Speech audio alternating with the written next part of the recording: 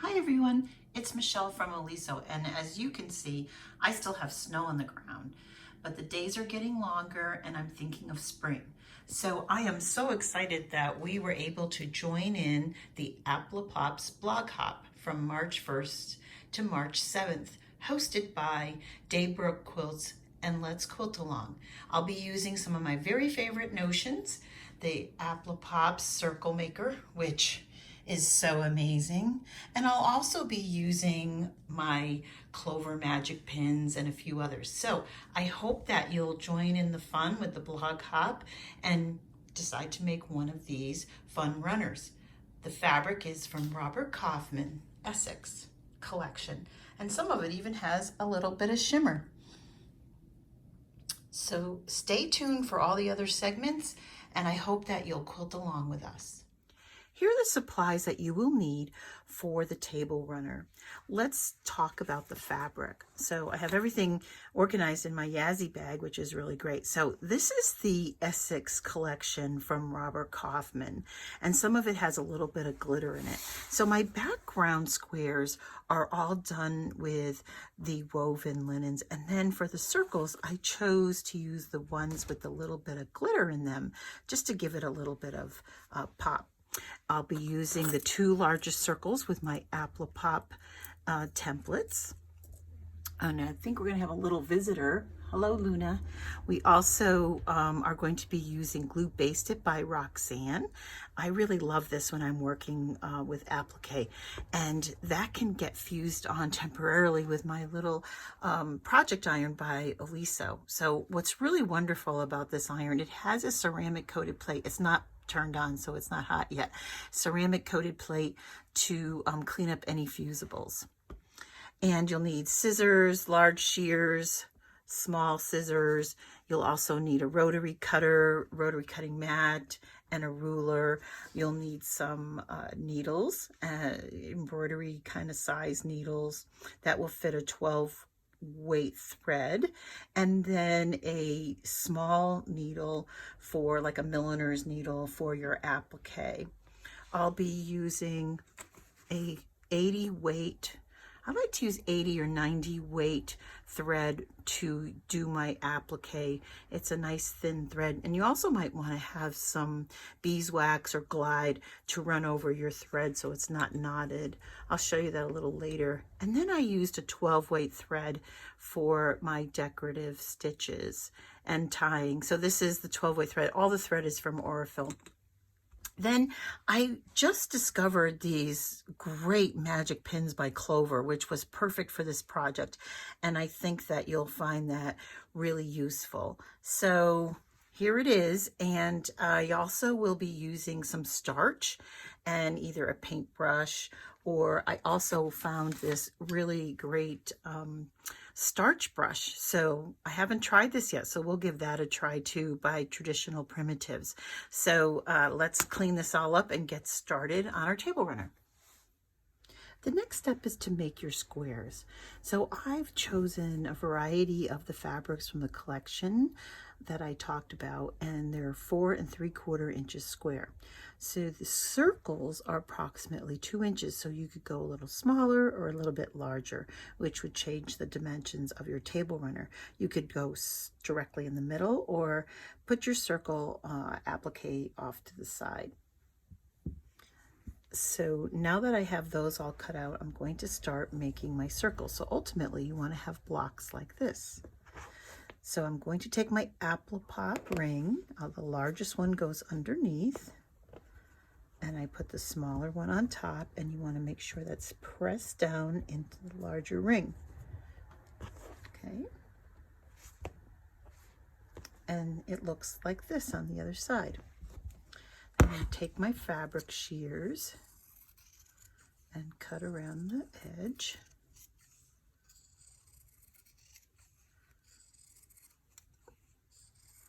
I have my mini Oliso iron on the highest setting to really get a nice hot crease, permanent crease. So here at this point, what I'm going to do is I'm going to apply some starch. So I've taken some starch and some water. Now you can do that with a paintbrush. You could also use a pressing spray. And then I've tried this starch brush that I purchased a while ago, and I thought I would give it a try. So you want to just squirt a little bit of starch out. There we go. Don't worry about doing too much because this will wash away eventually. That was pretty good and pretty neat. Then you want to work your way around the circle by pressing in and pressing in the pleats like this. So it's laying as flat as you can possibly get it. And then you take your iron and you want to press it down over the edge like this to form the crease. The starch will help it maintain its shape once you take it out of the templates. There, it's starting to come along.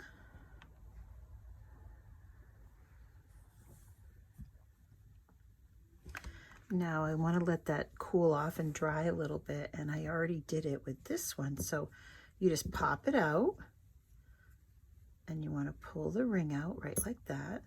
And there you have this like perfect circles. Now we all know if you try to put circles in your quilts or your sewing projects, they're really difficult. And then you can give it a nice little press.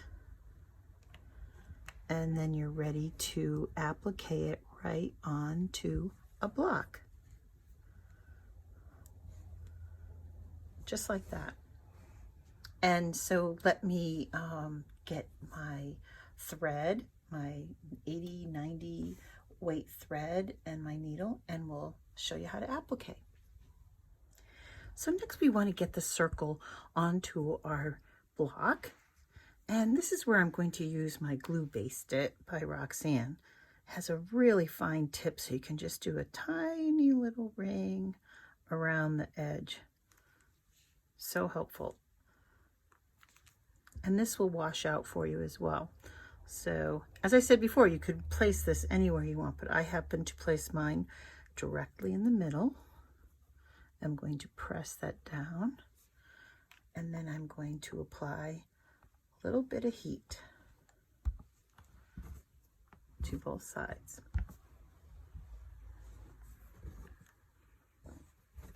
Now I'm ready to applique. So I've taken my needle and I've double threaded it and knotted it. And I'm going to use, because it's such a fine weight, I'm going to use some of my thread floss or gloss rather. And I'm just going to put that right along like this. This smells really good. This is by Robot Mom Sews, and it's Unicorn, the Forbidden Forest, so it smells like really great. So anyways, I'm going to take my needle and thread and bring it up from the back and come out right along the edge, that crease like that. And as you can see, I don't have to use any pins. They don't have to be in my way because I temporarily basted it. So I'm going to push it right down through and bring it right back up, right on the edge. So it might feel a little fussy at first, but once you get going, it's very easy. Okay. And you are going to travel all around the outside and continue stitching this down. Okay, and then what you'll end up with is this, and if you look on this side, you can see the outline, and I just did a few whip stitches in the middle there that instead of tying it off, or you could knot it off, whichever you prefer. So let me get my strips cut and we can get started on that. Also at this point, if you would like to do some decorative stitches, you could do a little blanket stitch, a crisscross, or maybe even some French knots or a chain stitch around the edge, and that will give it kind of a little different look. I did the blanket stitch in a few spots, and I just randomly put them around my table runner. as you can see right here. So not every single one, but I kind of did it, you know, however I kind of fancied it here and there. So that's another option as well. Okay, so let me clean this up and we can go to the next step. Now we want to make the blocks. So we have 8 sets, 3 blocks each. And I started with a circle on the top and bottom and a blank in the middle, and I alternated till I got to the complete end. And I made these little bar sashings in between. So let me show you how I did that. Here is a block right here with the circle.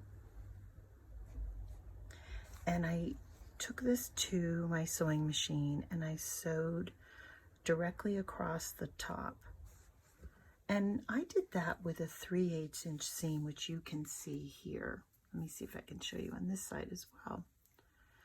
And then I did a 3/8 inch seam just because that's what I like. I'm a little more comfortable with it, but you can use your 1/4 inch seam. Just make sure that you use the same seam allowance with all the blocks in your project. I'm going to press that seam open from both sides like this to make sure it's nice and flat. And then I'll show you how I assembled these. So we can start up here. So here's a block that has that finished here. Then with the same 3/8 inch seam, I'm going to sew right sides together. And with this fabric, there really isn't a right or a wrong side, so it's pretty easy. So that will go next. Then I will sew the blank onto that. And then I will sew this final block with a circle onto that. And then a final piece of sashing at the bottom. So here's your set of 3. So let me take that to the sewing machine and I'll bring it back and show you what that looks like and talk about the sashing that goes in between each set. Okay, so I just returned from my sewing station and I have all the blocks assembled in the first set. So you can turn it over and see that I need to press open my seams. So sometimes I give that a little finger press.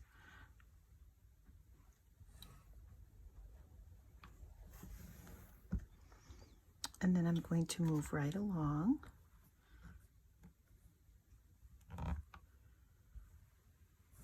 You can also use a pressing spray if you need one.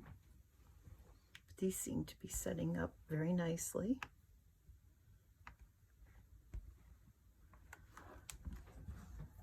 And then let me do this side as well.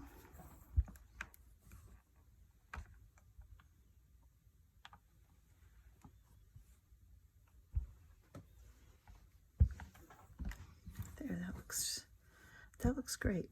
So at this point, you can square this up if you feel like you need to. So I'm going to just quickly take a look at that. And sometimes when you're sewing, your fabric will stretch a tiny bit, so you might want to just make sure that that's all even. There we go. See, it's just a little bit extra in the middle.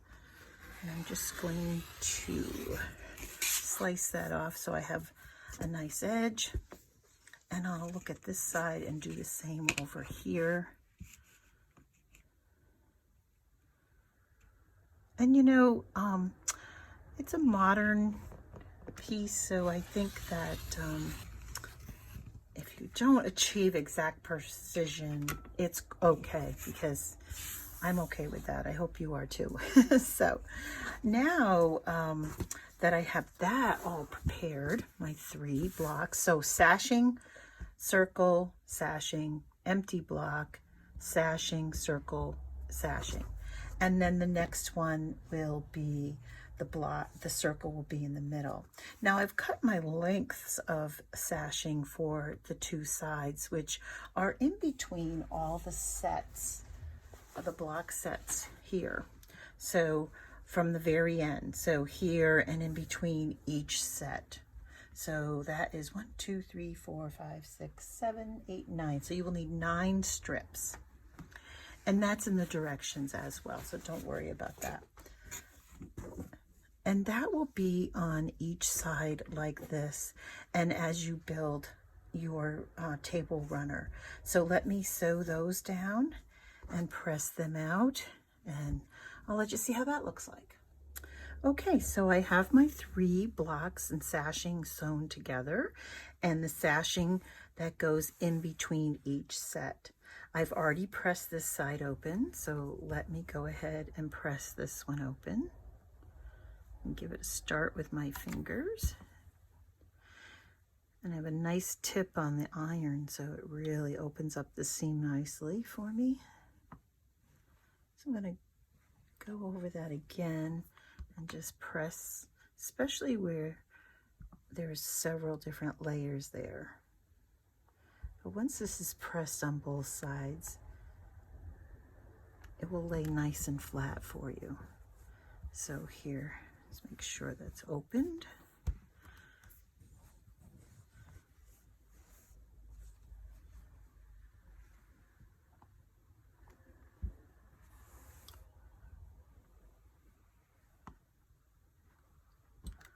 Okay, so here it is, and now you can continue to build on this. So on this side you will do your next set of 3 if you choose to do the formula that I used with the circle block in the middle and the planks on this side, and then you would keep going until you have all 8 sets together with a sashing on each end, and then I'll show you how to put the back on. So I've taken 2 fat quarters from the same collection that I did the circles out of, and I sewed them together and trimmed it up. I pressed the seam open, and I'm going to turn it right side up. The top is complete, and I've pressed it, and I just want to make sure that all the seams are pressed open on the back as well. So I'll put this on top, right sides together, because that's how we'll sew the backing on. And I want to make sure that all of my seams are pressed open nicely, so I can decrease any bulk in the table runner. Then I'm going to start about 6 inches from the corner. So let me show you that corner. And I'm going to sew, starting here, back stitch a little bit, and I'm going to go completely around the table runner till I end up about here. So I'm going to have about an opening of 6 inches.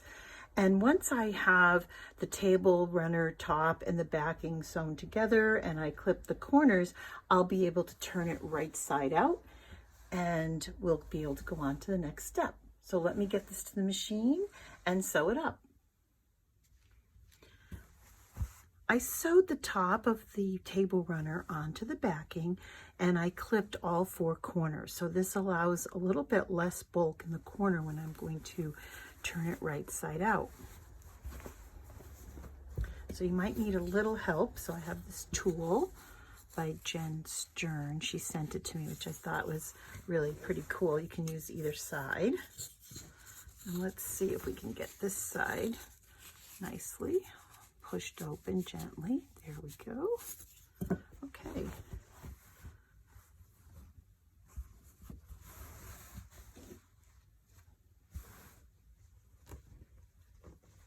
And then you're probably by hand pull this out like this, and then you want to fold that under here. Now you might want to pin it.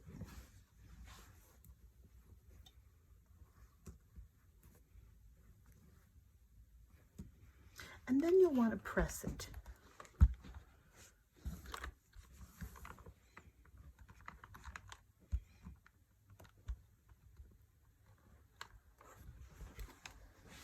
Then with a needle and thread, you'll just want to sew this up with a blind stitch. Clip off any threads. And then you'll press the entire perimeter of the table runner. And you'll be ready to use it. So I have the opening sewn up, and I've gone ahead and pinned the top and the bottom together. I'm using these really cool magic pins from Clover, and especially if you're doing it on a mat, you can just slide it under. They're just really great for basting. So I'll put those in. Then I'm going to use some 12 weight thread. This one's by Aurifil. And I'm just going to randomly, in a bunch of the corners, put in a little tie. So quilts used to be made, especially utilitarian quilts, used to be made with ties like this, little knots. Quite often, many years ago, because they didn't really have time to make a utilitarian quilt with all that hand stitching. And believe it or not, tying your quilt is really coming back in fashion. So you have a little bit of history and a little bit of modern in this table runner. So let me keep going, and then I'll show you when it's all done.